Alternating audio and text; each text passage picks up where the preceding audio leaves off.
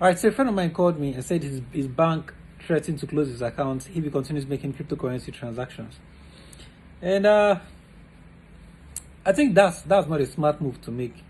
But just in case you don't know what's going on, let me give you a brief summary. Now, there's something called cryptocurrency. You must have heard of cryptocurrency before, and the most popular one is Bitcoin.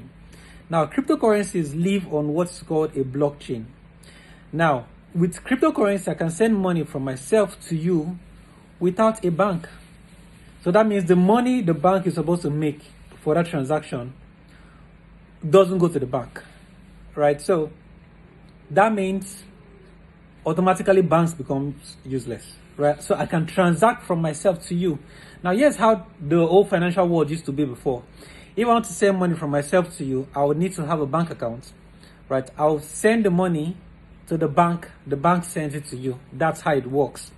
So if you have a bank and I have a bank, you want to send me money, right? So all the transaction goes through the bank will take their charges, and then you get your money, I get my debit. You get credited and I get debited. Now with blockchain and cryptocurrency, banks are no longer in the picture. So I can transact to you directly. Yes, that's how it works. You see? So now, banks are seeing the future that if they don't do something now, they're going to get kicked out. Let me give another example just in case that first example wasn't good to you.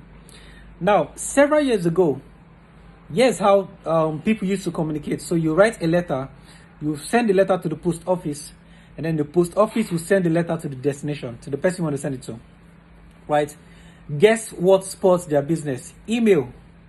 People started using email for their transaction, for their messaging, right? So now with email and even with WhatsApp, I can chat with you directly without going through the post office. Now, blockchain is doing to the banks what email and WhatsApp did to post office. Now you get the picture, right? So instead of the banks to try to see how they can use blockchain for their underlying infrastructure or technology, they are threatening threatening their users to close their accounts if they keep making cryptocurrency transactions. That's obviously a very dumb move to make. Now, why is that a dumb move to make? Because it will further make these guys believe that, hey, cryptocurrency is the future. And cryptocurrency is a threat to your business. Human beings have a funny way of responding to something. If you tell someone, whenever you're passing by the road, don't look up, that's when they'll be tempted to look up. So, threatening them to close their accounts will even give them more reasons to want to find out what is this cryptocurrency and blockchain actually for. And by the time citizens and millions of people around the world get to know that with cryptocurrency they can avoid unnecessary bank charges, SMS charges, their accounts cannot be closed at random. If you have a bank account, the bank can call you at any day and close your account. By the time they get to know these things, you will further lose more customers. So why not use the reverse?